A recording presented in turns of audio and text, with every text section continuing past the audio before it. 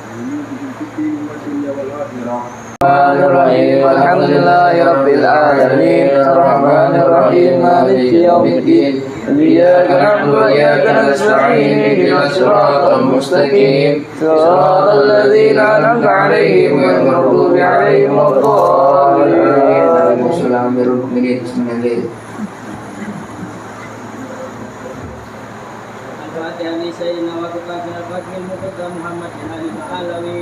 وأصوله وفروعه وجميع سادتنا علي وآلوي بأن الله يولد درجات في الجنة وينوي درجهم ويدن بركاتهم وأسرار من والهم في الدين والدنيا والآخرة بسر الفاتحة. بسم الله الرحمن الرحيم الحمد لله رب العالمين الرحمن الرحيم مالك يوم الدين إياك نعبد وإياك نستعين اهدنا الصراط المستقيم صراط الذين أنعمت عليهم غير المغضوب عليهم ولا الضالين آمين.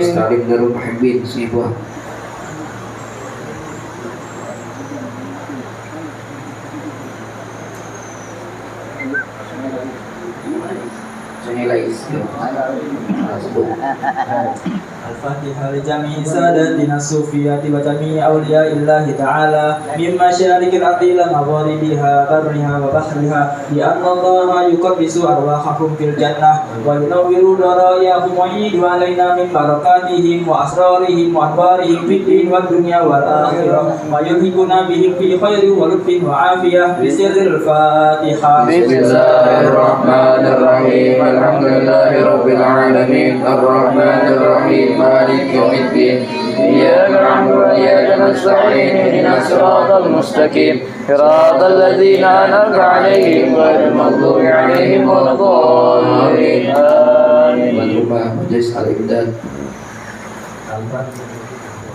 الفاتحة لدائرة القدس الإحسان ورب البلاد سيدنا محمد الله بن عبد الحداد وأصوله وفروعه بأن الله يقدس أرواحهم في الجنة وينور ضرائرهم ويريد علينا من بركاتهم وأسرارهم وأوائل الدين والدنيا والآخرة بسر الفاتحة. بسم الله الرحمن الرحيم الحمد لله رب العالمين الرحمن الرحيم مالك يوم الدين إياك نعبد وإياك نستعين اهدنا الصراط المستقيم صراط الذين أنعمت عليهم غير المغضوب عليهم ولا الضالين آمين. الفاتحة لنا ولكم يا حاضرون بأن الله يحيي كل سائل منكم صلاة وعند الله ورسوله ووالدينا ووالديكم ومشايخنا ومشايخ الدين وأمواتنا وأمواتكم وأموات المسلمين أجمعين بأن الله يغفر لهم ويرحمهم ويسكن الجنة والحجاج والمساجدين والغزاة والمجاهدين من المسلمين بالبر والبحر أجمعين بأن الله يسلمهم السلام ويردهم إلى أوطانهم سالم غانم بغير معافية آمين. المسلمين ويكفيهم شر المؤذين آمين. ويتقبل منا ومنكم ويزلنا وإياكم من خالق آمين. اللهم صل عليه وعلى آله وسلم. بسم الله الرحمن الرحيم الحمد لله رب العالمين الرحمن الرحيم مالك يوم الدين إياك نعبد وإياك نستعين اهدنا الصراط المستقيم صراط الذين أنعمت عليهم غير المغضوب عليهم ولا الضالين آمين. محمد الفواتي استاذ الحرب. أعوذ بالله من الشيطان الرجيم بسم الله الرحمن الرحيم الحمد لله رب العالمين آمين. نعمه ويكافي مزيدا يا ربنا لك الحمد كما ينبغي لجلال وجهك ولعظيم سلطانك اللهم صل على سيدنا محمد وعلى آله وعلى بيته وصحبه وسلم. اللهم نسألك بحق الفاتحة المعظمة والسبع المثاني والقرآن العظيم أن تفتح لنا بكل خير وأن تفتح علينا بكل خير وأن تجعلنا من أهل الخير وعاملنا يا مولانا معاملتك أهل الخير وتحفظنا في أدياننا وأنفسنا وأولادنا وأموالنا وأهلينا وأصحابنا وأحبابنا من كل مهنة وفتنة وبؤس وضيق إنك ولي كل خير ومتفضل بكل خير ومعلم بكل خير يا أرحم الراحمين. اغفر لنا ولوالدينا ولأولادنا ولمشايخنا في الدين ولمن أحسن إلينا ولمن أوصانا بالدعاء للمسلمين والمسلمات والمؤمنين والمؤمنات الأحياء منهم والأموات. اللهم اغفر لنا وارحمنا وارض عنا وتقبل منا وادخلنا الجنة ونجنا من النار. اللهم اصلح لنا شأننا كله. اللهم زدنا ولا تنقصنا وأكرمنا ولا تهنا وأعطنا ولا تحرمنا وأرضنا وارض عنا يا أرحم الراحمين.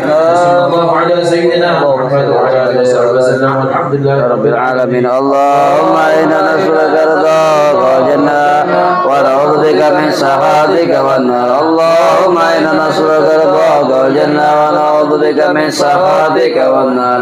اللهم إنا نسألك رضاك والجنة ونعوذ بك من سخطك والنار. يا عليم السر منا لا تهديك ستر عنا وعافنا واعف عنا وكلنا حيث كنا. يا عليم السر منا لا تهديك ستر عنا وعافنا واعف عنا وكلنا حيث كنا. يا عليم السر منا لا تهديك ستر عنا وعافنا واعف عنا وكلنا حيث كنا. يا الله بها يا الله بها يا الله بحسن الخاتمة. يا الله بها يا الله بها يا الله بحسن الخاتمة. يا الله بها يا الله بها يا الله بحسن الخاتمة. اللهم صل على محمد. اللهم صل عليه وسلم. اللهم صل على محمد. يا رب بلغه الوسيلة. اللهم صل على محمد. يا رب خصاه الفضيلة. اللهم صل على محمد. يا رب وارض عن الصحابة. اللهم صل على محمد. كل مسلم. اللهم صل على محمد. يا رب واغفر كل مذنب. اللهم صل على اللهم صل على محمد. يا رب حسنا بالسعادة. اللهم صل على محمد. يا رب واصلح كل مصلح. اللهم صل على محمد. يا رب واكفي كل معذي. اللهم صل على محمد. يا رب بلغنا نزور. اللهم صل على محمد. يا رب تغشانا من نور. اللهم صل على محمد. يا رب يا سامع دعانا. اللهم صل على محمد. يا رب لا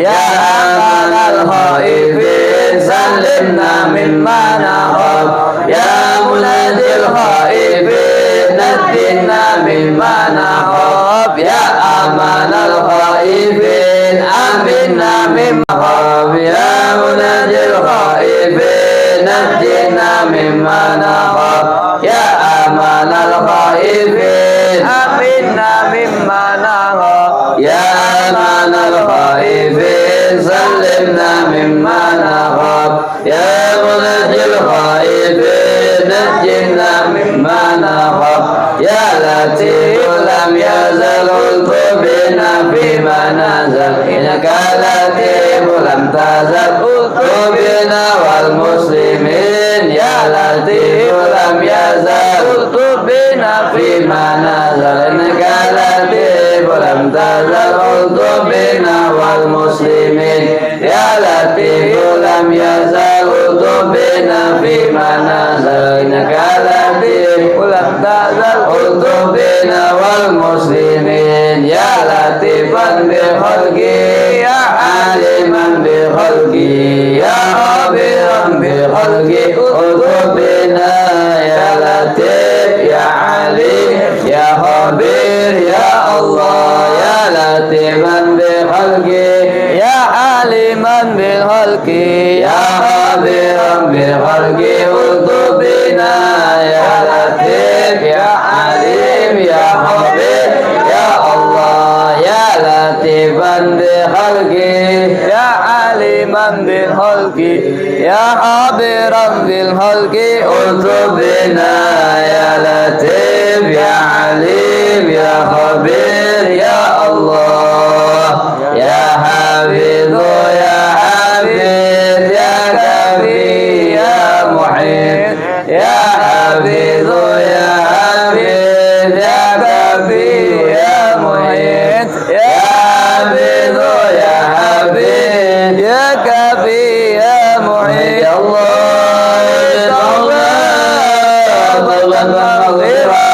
والجمال والدنيا والآخرة يا الله والمغفرة والجمال الدنيا والآخرة يا الله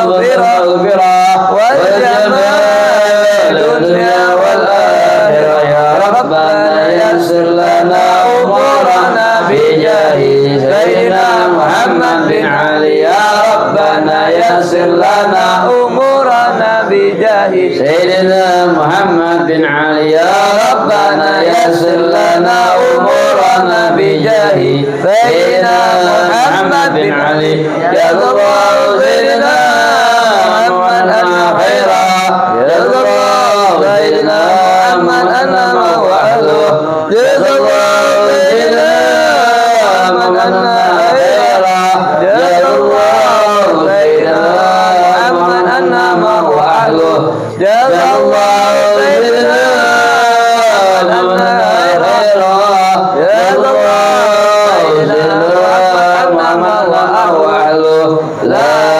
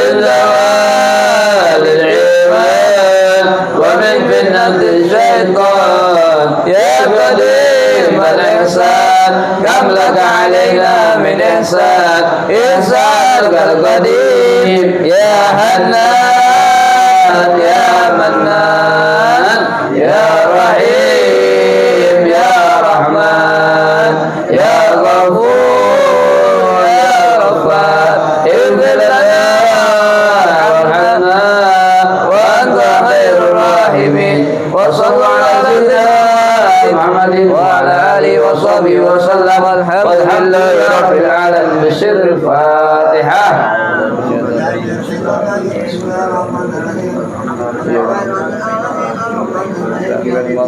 الضالين آمين.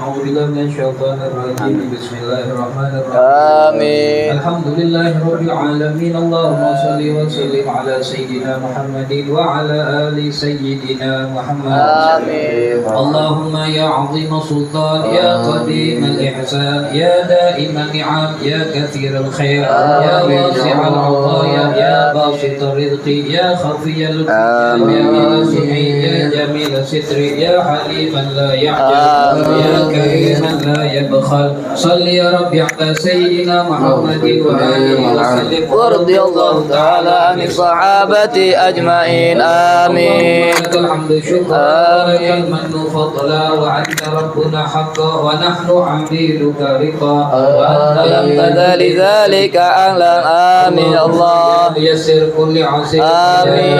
يا كل كسير آمين. يا صاحب كل فريق آمين. يا كل فقير آمين. يا كل ضعيف آمين. يا كل مخير آمين. يسر علينا كل عسير فتيسير عسير عليك يسير آمين يا الله. يحتاج إلى البيان والتفسير حاجاتنا إليك الكثير حاجاتنا إليك الكثير حاجاتنا إليك الكثير آمين يا رب يا الله. اللهم إني أخاف منك آمين. وأخاف ممن يخاف منك آمين. وأخاف ممن لا يخاف منك آمين. بحق من يخاف منك آمين. ممن لا يخاف منك آمين. اللهم بحق سيدنا اللهم صل وسلم محمد عليه وعلى آله وسلم واحرسنا بعينك التي لا تنام يا رب بكنافك الذي لا يرام آمين يا الله يا رب يا الله. وأنت ثقتنا ورجاؤنا برحمتك يا أرحم الراحمين آمين. الله على سيدنا محمد البشير النذير والسراج المنير وعلى آله وصحبه وسلم والحمد لله رب العالمين. بشر الفاتحة. الحمد لله الشيطان الرجيم بسم الله الرحمن الرحيم الرحمن مالك يوم الدين إياك نعبد وإياك نستعين صراط الذين أنعمت عليهم غير المغضوب عليهم ولا الضالين. Masyarul hadirin jamaah majlis Ratul Hadad Arba'in Rahmatullah. Alhamdulillah di malam hari ini malam Jumat Syahrul Ayyam di malam ke-16 daripada rangkaian Ratul Hadad Arba'in. Alhamdulillah kita dipertemukan Allah Ta'ala di majlis al-imdad pimpinan guru kita Al-Ustaz Iqbal Harun. Mudah-mudahan beliau selalu diberikan kesehatan, keafiatan Allah Ta'ala, dimudahkan dakwanya, membimbing kita, dilancarkan segala urusannya insyaAllah. Amin ya Rabbal Alamin. Dan juga para guru-guru kita yang lainnya, para habaib, para asatidz, para muallimin yang tidak dapat kami sebutkan satu persatu. Kita ucapkan terima kasih atas kehadiran mereka semua, menambah keberkahan pada malam hari ini. Dan juga para jamaah baik yang datang dari dekat maupun jauh. Setelah kita membaca daripada zikir Ratul Hadad dan juga membaca surah Yasin sebelumnya, maka menambahkan barokah pada malam hari ini. Maka kita pasang daripada telinga kita dengarkan dengan khusyuk, kita buka hati kita, mari kita dengarkan tausiah mau'izah hasanah pada kesempatan malam hari ini akan disampaikan oleh Al-Mukarram guru kita Ustaz Mahmud Badarudin. Pada beliau kita persilakan. Sallu ala Nabi. Pada di mana? Chinese. Dari Tiongkok. Jadi sudah.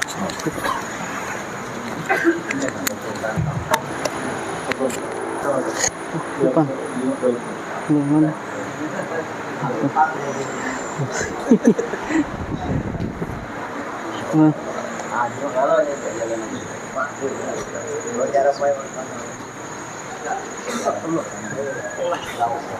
Bismillahirrahmanirrahim. Assalamualaikum warahmatullahi wabarakatuh. Alhamdulillah. Alhamdulillah rabbil alamin wa bihi nasta'in ala umuri dunya waddin. Wassalatu wassalamu ala asyrafil anbiya'i wa mursalin wa ala alihi wa ashabihi ajma'in, amma ba'd.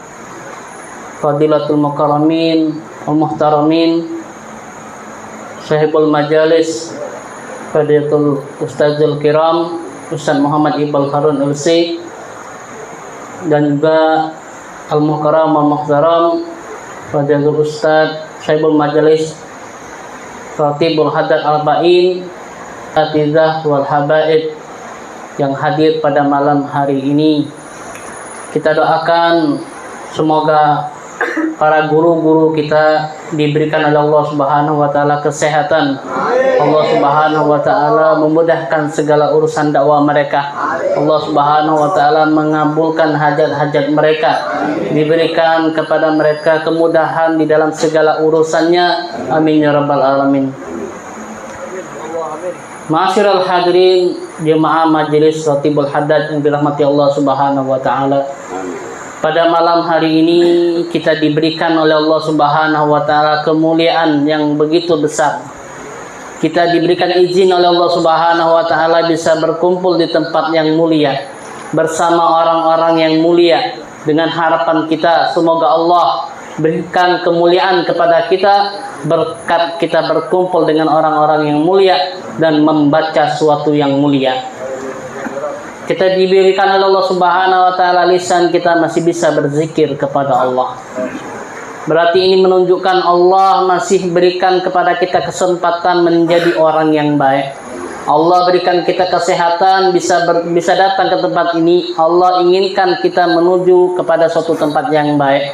Harapan kita bersama ketika kita melakukan suatu kebaikan, Allah berikan kita keistiqomahan di dalam kebaikan tersebut. Allah senantiasa berikan kita kesehatan agar kita gunakan kesehatan tersebut untuk selalu taat kepada Allah Subhanahu wa taala. Maka alangkah ruginya bagi mereka yang selalu diberikan Allah kesehatan namun Allah belum tunjuk mereka bisa hadir ke tempat-tempat yang baik.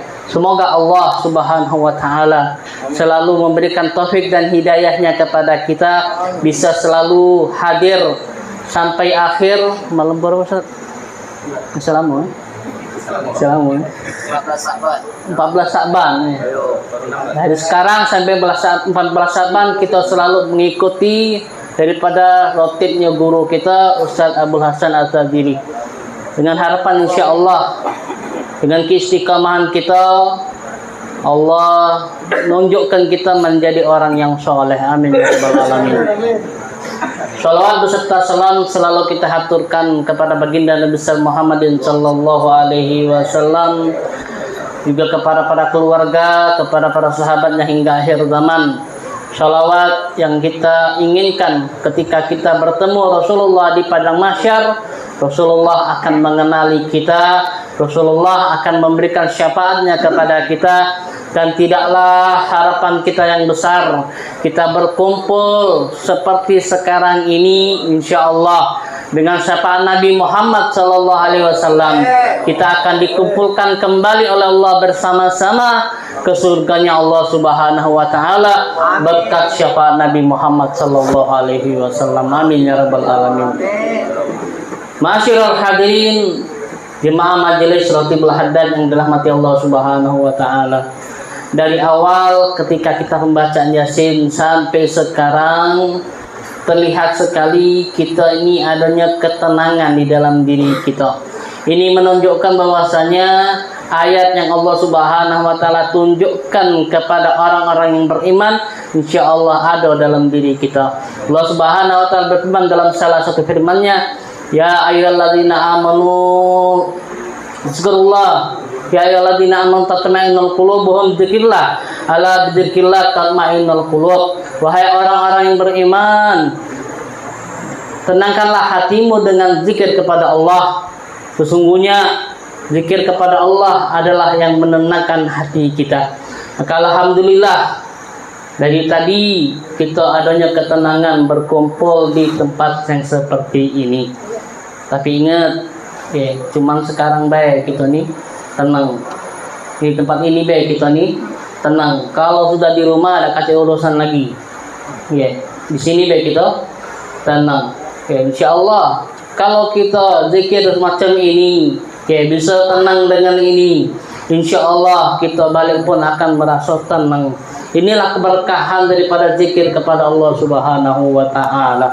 Juga ma'asyiral hadirin, patut kita renungi amalan yang paling bisa menjauhkan kita dari azab Allah. Inilah yang dikatakan oleh Rasulullah Sallallahu Alaihi Wasallam, yaitu zikir. Dalam salah satu hadis dikatakan oleh Rasulullah Sallallahu Alaihi Wasallam, ma'amila ibni Adam anjalahu min azabillah ala illa dzikrullah. Tidaklah sebuah amalan yang bisa menolong mereka dari azabnya Allah Subhanahu wa Ta'ala kecuali zikir kepada Allah Subhanahu wa Ta'ala. Maka harapan kita bersama dengan zikirnya kita ini menopang daripada kemurkaannya Allah Subhanahu wa Ta'ala. Kita telah mengetahui banyak saudara-saudara kita yang sampai detik ini masih merasakan kesusahan, masih merasakan kesedihan karena dampak daripada bencana yang diturunkan oleh Allah Subhanahu wa Ta'ala. Maka insya Allah kota Palembang kita ini yang masih banyak orang-orang yang selalu ingat kepada Allah, orang yang selalu zikir kepada Allah, akan menjauhkan daripada kota Palembang kita ini daripada bencananya Allah Subhanahu wa Ta'ala. Allah menjauhkan daripada segala bala, Allah menjauhkan daripada segala kesusahan dengan berkat zikirnya kita kepada Allah Subhanahu wa Ta'ala. Ma'asyiral hadirin Allah Subhanahu wa Ta'ala, adapun di bulan yang mulia ini, di bulan Rajab,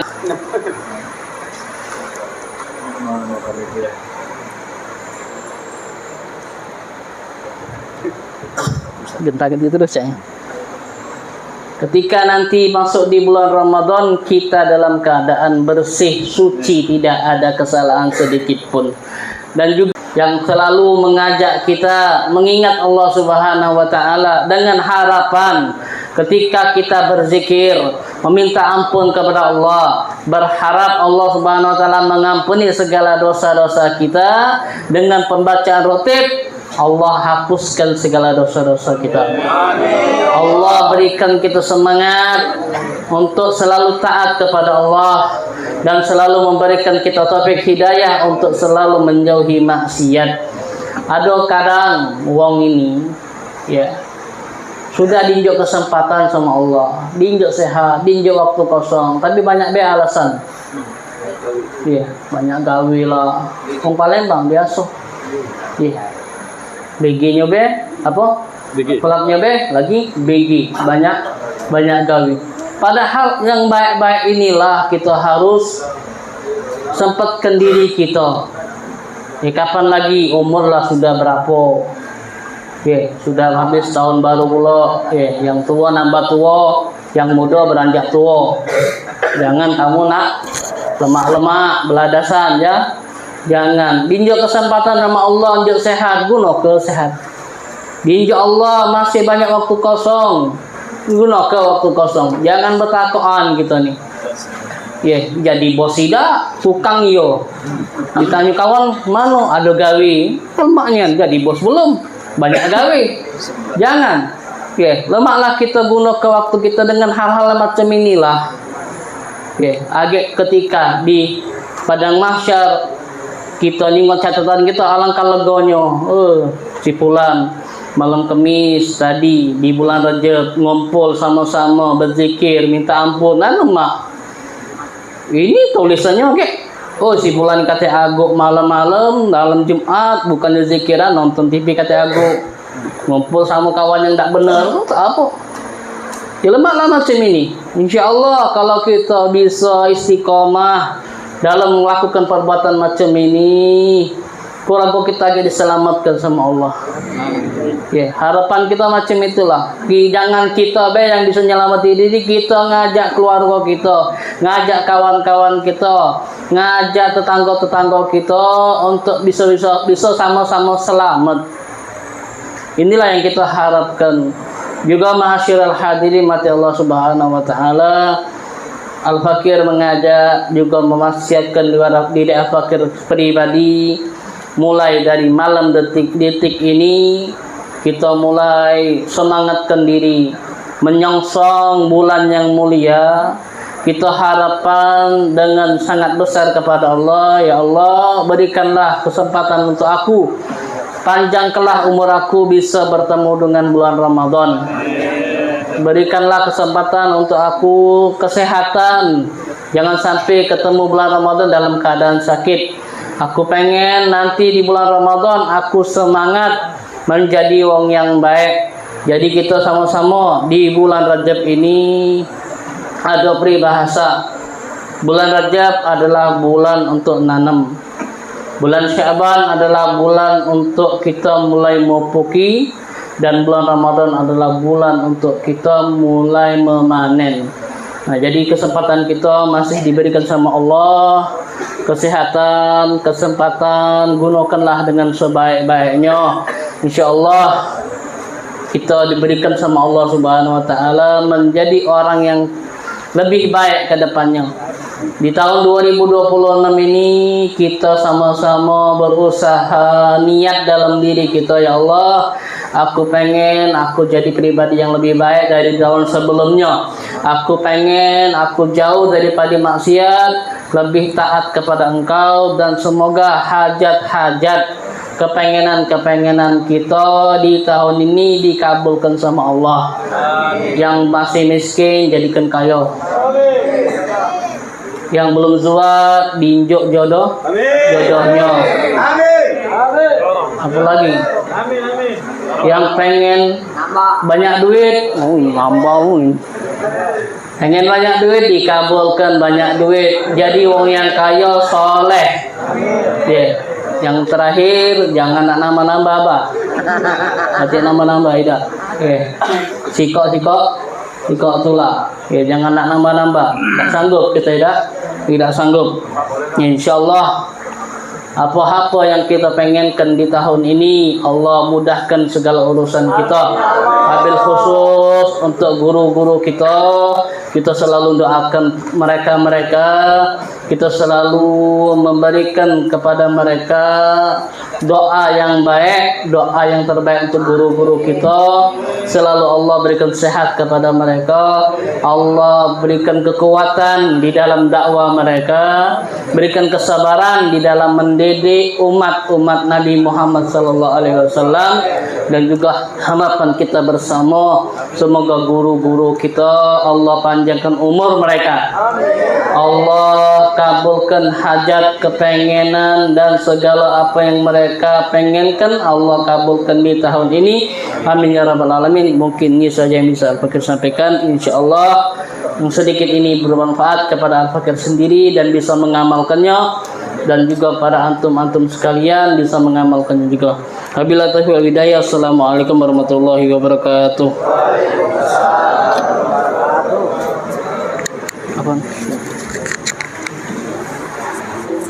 Alhamdulillah, syukran kasiran jazakallahu jaza kita ucapkan kepada Ustaz Badrudin yang menyampaikan tausiah mau ke sana, mudah-mudahan memberikan faedah manfaat dan kita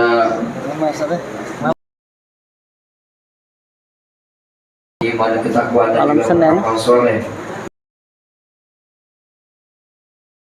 Selanjutnya kita mintakan sepatah dua kata kalimat tasyukur oleh guru kita Ustaz Muhammad Iqbal Harun LC kepada beliau kita persilakan. Sallu ala nabi. Salatu ala nabi. Bismillahirrahmanirrahim. Assalamualaikum warahmatullahi wabarakatuh. Assalamualaikum warahmatullahi wabarakatuh. Alhamdulillah wa kafa salatu wassalamu ala sayyidina Muhammadin Mustafa wa ala alihi wa ashabihi ahli sidq wal wafa. La ilaha illallah wahdahu la syarika lahu wa asyhadu anna sayyidina Muhammadan abduhu wa rasuluhu la nabiyya ba'dahu wa ba'du. Yang sama-sama kita ta'zimi para alim, para ulama, para habaib, para asatidz yang dimuliakan Allah Subhanahu wa taala. Wa akhusu bidzikri guru kita, panutan kita, murabbi ruhina Ki Haji Abil Hasan Asyadzili, mata'ana Allah taala bi kulli hayatihi wa ri'ayatihi. Mudah-mudahan Allah berikan sehat wal afiat, panjang usia pada beliau dalam taatan kepada Allah dan Rasulnya. Abna dari Syekhna murabbi ruhina Ki Haji Alim At-Tayyib, ada Ustaz Wais Al-Qarni, ada Ustaz Ja'far As-Sadiq, kemudian min talamidhi ada Ustaz Jamal, ada masyayikh dan orang-orang tua kita syiban yang lain, dan wa khusus bidzikri guru kami, bukan dana ngajar, guru kami, tua kami, penasihat kami, Uji Zulkarnain. Mudah-mudahan beliau diberikan sehat wal afiat, Allah terus kabulkan hajat-hajat beliau, Allah mudahkan urusan beliau, Allah jauhkan beliau dari segala kemudaratan. Yang saya ta'limi teman-teman rekan hadrah dari grup Hadrah Awabin, ada guru kami di sini, ada Ustaz, ada Mu'allim kami Alwi Syahab, kemudian Habib Alwi Syahab, ada Ustaz Ikram, ada Karnawiwin Pak RT, ada penceramah kita yang datang jauh dari Cina. Beliau ini sebenarnya CEO beliau karena nyamar jadi da'i, tapi ternyata ketiban jadi da'i, jadi enak, jadi terus jadi da'i. Dan juga ada tamu spesial, tamu khusus, guru kami, pembimbing kami, tempat kami banyak bertanya, Ustaz Dr. Sayyid Mahathir LCFA. Tolong Bang Ustaz Yaman, ini beliau baru mendapatkan gelar doktor. Kita doakan beliau bisa memberikan manfaat untuk kita melalui ilmu-ilmu beliau. Amin. InsyaAllah mudah-mudahan beliau terus bisa berkiprah untuk umat, memberikan pencerahan kepada umat, dan terus bisa menyumbangsikan ilmu beliau untuk kita semua insyaAllah. Para ikhwan dimuliakan Allah, jamaah ratib arba'in yang dimuliakan Allah dari majelis manapun, saya ingin mengucapkan terima kasih atas kehadiran antum semua. Wallahil azim ana farhan bi qudumikum. Kami semua keluarga besar Al-Imdad sangat senang, sangat bahagia atas kehadiran antum semua. Kami dari awal itu ladak pede, paling yang datang paling 230, ternyata yang datang di 200, sampai jangan-jangan tidak cukup nasi malam ini. Nah, tapi insyaallah Rabbuna yukafi insyaallah. Amin.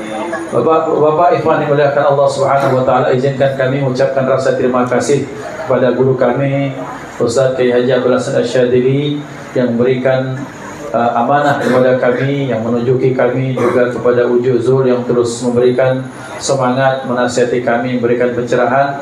Kemudian terima kasih banyak kepada para tetangga yang terus berbesar hati untuk kebaikan kami, yang sangat saya sayangi karena Allah, keluarga besar Al-Imdad, dari penasehat, dari teman-teman, juga dari pemuda-pemuda Al-Imdad. Terima kasih banyak atas sumbangsi antum semua, bantuan baik harta maupun non materi, tenaga, waktunya, kemudian keikhlasan dan ketulusannya luar biasa tim media, kemudian tim yang lainnya, sehingga acara malam ini bisa terwujud. Terima kasih juga kepada ibu-ibu Al-Imdad di desa yang terus membantu kami, memberikan sumbangsi tenaga pikiran dalam setiap momen, sehingga terjadilah acara yang baik-baik atas izin Allah, tentunya atas jasa dan tenaga antum semua. Maka kami ucapkan kepada Allah, mudah-mudahan Allah Subhanahu wa taala membalas segala kebaikan antum dengan ridha Allah, dengan syafaat Rasulullah sallallahu alaihi wasallam. Maka kami mohon maaf atas segala kesalahan, atas segala kekurangan. Juga kita sudah masuk bulan Rajab, maka minta maaf lahir dan batin dari kami keluarga besar Al-Imdad. Juga selanjutnya kami bermohon kita bahwa jangan sampai putus silaturahim antara majelis. Kita tetap kita tetap menyambung silaturahim yang baik, kita menyambung sama-sama dalam dakwah kepada Allah Subhanahu wa taala. Maka atas kehadiran antum kami ucapkan terima kasih, atas kesalahan kekurangan kami mohon maaf, dan mohon hidangan malam ini kita habiskan yang cukup dicukupkan, kalau kurang tetap mudah-mudahan cukup insyaallah. Yang lemah tolong yuk tahu yang lain, kalau ada lemah yuk tahu kami. Baca iklan nak jualan baik. Mohon dimuliakan Allah. Dan terakhir kami ingin mengucapkan, memang Allah sudah menetapkan waktu dan tempat yang sangat tepat. Tak tahu ternyata hari ini ulang tahun dari guru kita Syekh Haji Abdul Rashid Asyadili yang ke-17 tahun. Maka waktu itu kami mengucapkan mudah-mudahan Allah Subhanahu wa taala memanjangkan usia beliau. Allah berikan keberkahan kepada beliau. Mudah-mudahan segala hajat beliau dikabulkan Allah Subhanahu wa taala.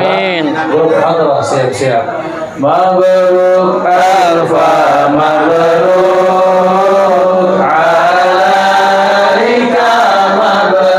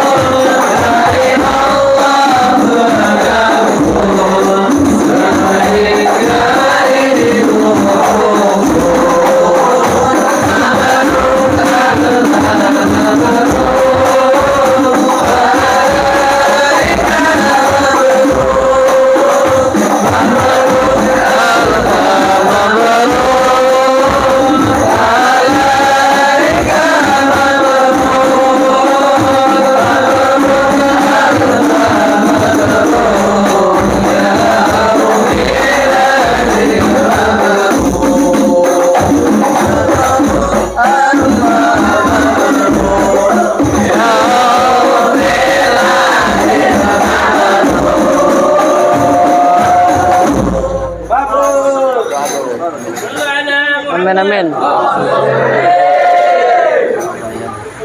Mudah-mudahan dengan munasabah momen yang baik ini untuk beliau, mudah-mudahan beliau diberikan sehat walafiat. Amin. Usia dalam ketaatan dalam dakwah.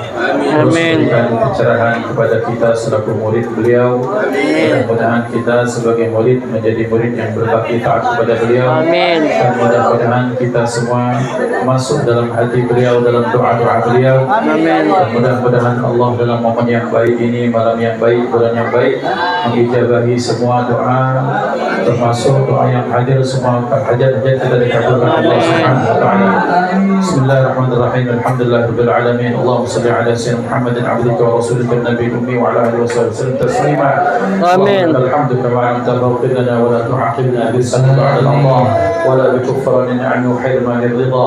Allahumma raddina bi qada'ika wa sabbina ala ta'atika wa ma'siyatik wa 'an ash-shahawati al-mujibati lin-naqsi wal bu'di 'anka wa hab lana haqiqatal iman bika hatta la nakhafa ghayrak wa la narju ghayrak wa nuhibba ghayrak wa la na'budu shay'an siwak wa awzi'na shukra ni'matika wa qina bi ridha'i afiyatik wa ansurna bil yaqini wat tawakkul 'alayk wa asfir wujuhana bi nur sifatik wa ahqna wa bashirna yawm al-qiyamati bayna awliyaik waj'al yadaka mabsutatan 'alayna wa 'ala ahlina wa awladina wa man ma'ana wa la takilna ila anfusina tarfat 'aini wa la aqalla min dhalik ya ni'mal mujib ya ni'mal mujib ya ni'mal mujib ya man huwa fi 'uluhi qarib ya man min layali al-ayyam ya dal jalal wal ikram ya ni'mal mawla ya man nasir wa la hawla wa la quwwata illa billahi al-'aliyyil 'azim sallallahu ala sayyidina Muhammad wa ala alihi wa sahbihi wasallam alhamdulillahi rabbil alamin sirri al-fatiha A'udzu billahi minasyaitonir rajim. Bismillahirrahmanirrahim. Hamdalillah.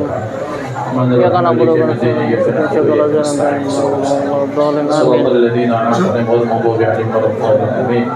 karena yang milad beliau maka yang letakkan kue beliau. Ya, jadi kami persilakan kepada Gurunda Ki Haji Abdul Hasan Syadzili untuk berbagi kebahagiaan pada yang hadir semuanya insyaallah. Yang ini dulu dari murid antum. Kasihan ya juga kawan-kawan. Masya Allah, Masya Allah.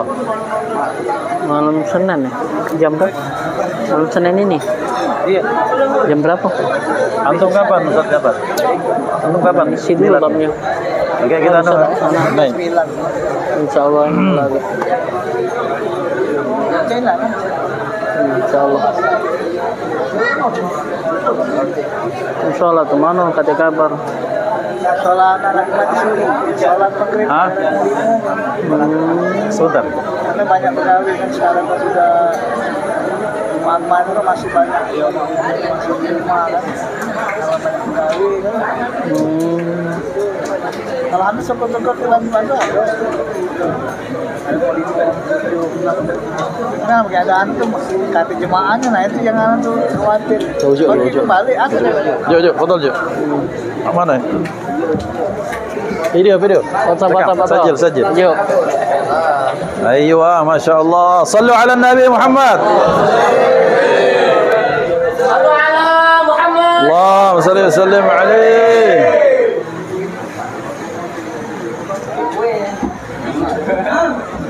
Kalau anak besar-besar. Ya, wajah ini. Masya Allah, besarnya. Jazakumullah. Besarnya asli itu. Besarnya. Allah, betul. Udah. Kamu mana apa kabar Kang Oman? Ada dia. Oh, di luar ya. Tadi tuh kampung acara itu. Oh, Masya Allah. Iya. Iya.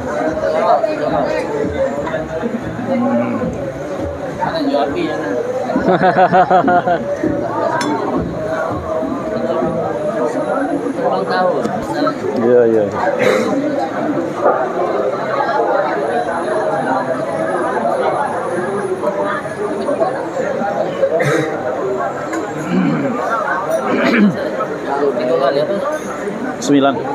Witir. Masya Allah. Alhamdulillah. Nah, ini kita simpan dulu. Simpan kakek. Nah,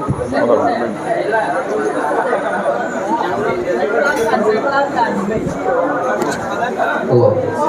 Alhamdulillah, syukur keseram dan harus jaza mengucapkan kepada kita Ustaz Muhammad Iqbal Harun yang bikin kejutan surprise ya, dari sangko-sangko yang paling anak.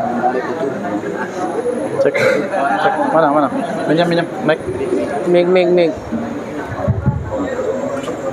Yang menarik itu di ulang tahunnya ini ada ke-17 itu.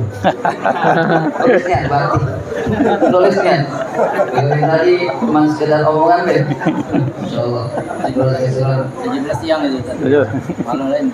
Pas satu. Terima kasih kepada guru kita Ustaz Harun. Alhamdulillah. Mudah-mudahan apa yang telah diberikan tadi menjadikan sesuatu bermanfaat kepada Allah. Mudah-mudahan umur waktu yang memberikan kepada kami dan juga kita semua menjadi umur yang bermanfaat. Amin. Rasulnya. Amin. Hebat kepada guru kita. Amin. Dan orang-orang yang beruntung dan sukses bahagia dunia.